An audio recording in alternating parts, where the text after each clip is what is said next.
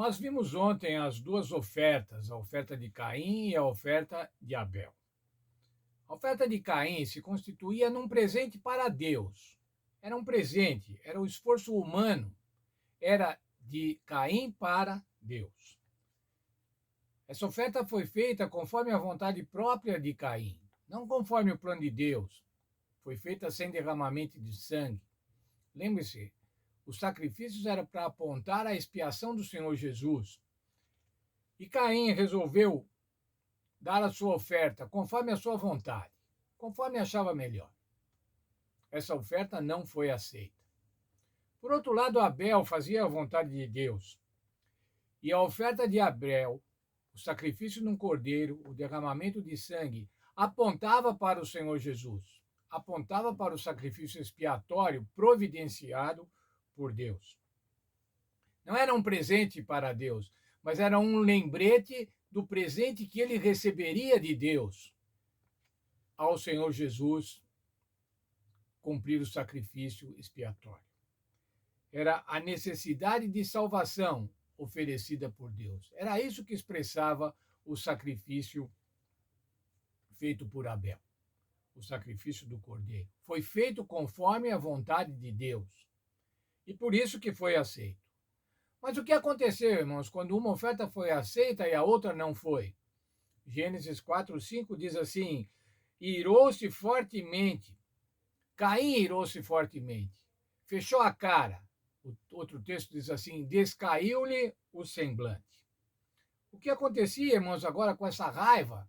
Essa raiva de Caim. Essa raiva de Caim era, no primeiro momento, contra Deus, pois ele se sentia injustiçado. Ora, eu tinha apresentado um sacrifício e Deus não aceitou. Isso é injusto. Aceitou o de Abel, e agora então a raiva era contra Abel, um ciúmes, inveja, de porque o sacrifício de Abel havia sido feito. Isso era, irmãos, uma expressão concreta do conflito entre o bem e o mal, que havia se implantado na terra a partir do pecado. Dois irmãos brigando, um irmão fazendo a vontade de Deus, outro irmão fazendo a sua própria vontade. E o conflito, a inimizade, conforme lá em Gênesis 3:15. Vou pôr inimizade entre você e a serpente, entre a descendência e a serpente. Bem, irmãos, mas qual a atitude de Deus? Agora que isso aconteceu, Deus vai buscar Caim. Deus quer conversar com Caim. Deus quer convencer Caim que se arrependa. E no verso 6, o Senhor diz assim: por que te iraste? Por que está de cara fechada? Outras versões dizem assim: por que você ficou furioso? Por que o teu rosto mostra ódio? Por que você está carrancudo? Era isso que estava acontecendo, irmão. Você fechou a cara. O senhor sabia por quê? Claro que o senhor sabia. E por que o senhor perguntou? Novamente, irmãos, o senhor queria que ele se arrependesse. O senhor queria que ele pensasse na atitude que ele tinha tomado. E dessa forma, que ele mudasse de atitude, que ele confessasse.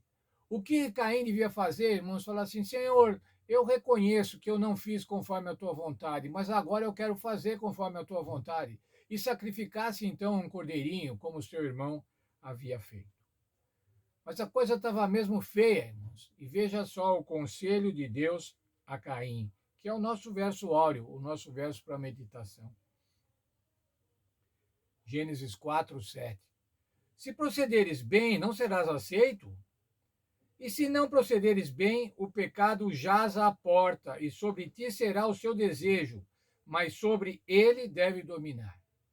O Senhor estava falando: olha, faça o bem, faz conforme a vontade de Deus e tudo vai dar certo e você vai ser aceito.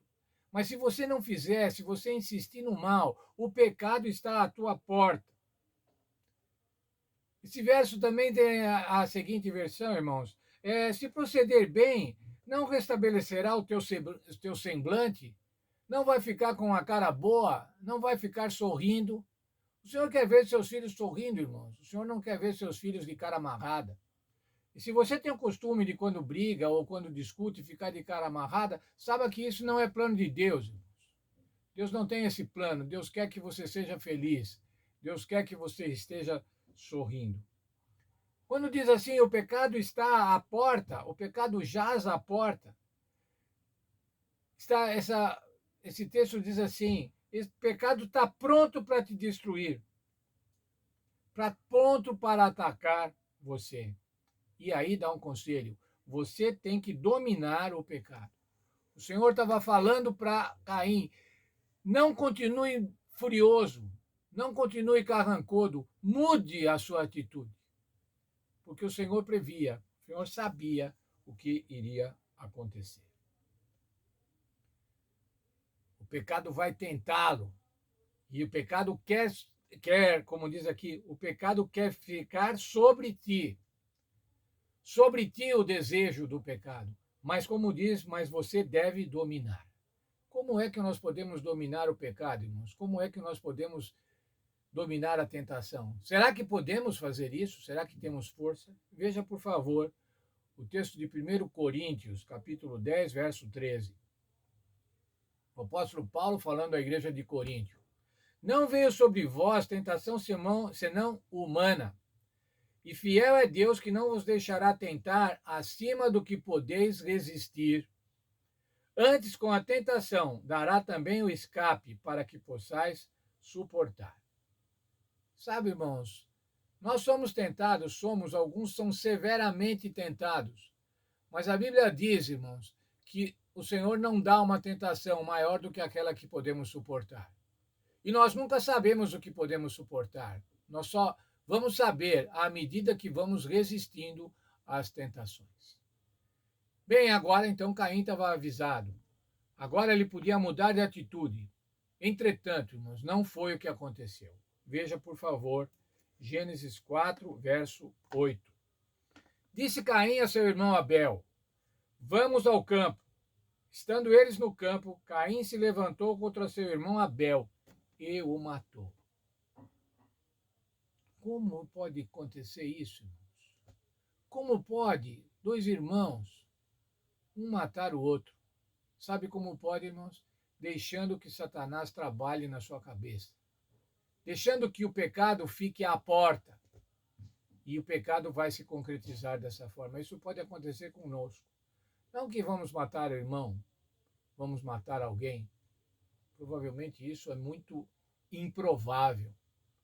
Mas quantos pecados, irmãos, cometemos? Quantas desobediências à vontade de Deus, porque deixamos o pecado à porta. Não resistimos ao pecado. Não vamos buscar força no Senhor Jesus e no Espírito Santo para resistir ao pecado. O Senhor diz assim: não vai ter tentação que você não possa suportar. Portanto, irmãos, vamos ficar confiantes. Confiantes na promessa que encontramos na Bíblia. O Senhor sempre vai nos dar escape para que possamos suportar as tentações. Que Deus nos abençoe nesse sentido, que possamos estar tranquilos e resistentes às tentações, vivendo de acordo com o plano de Deus.